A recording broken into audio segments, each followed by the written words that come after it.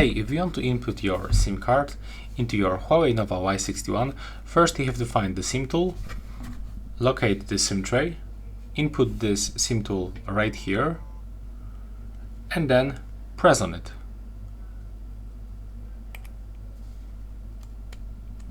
As you can see right now, we can remove the SIM tool and open the SIM tray.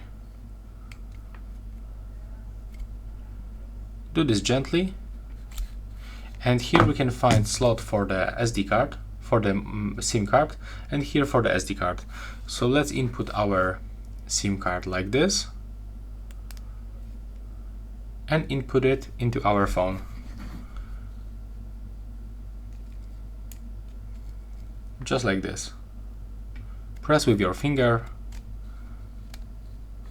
and right now we can take a look. As you can see, we are right now almost connected, so the phone detected the SIM card. Yeah, right now we are successfully connected.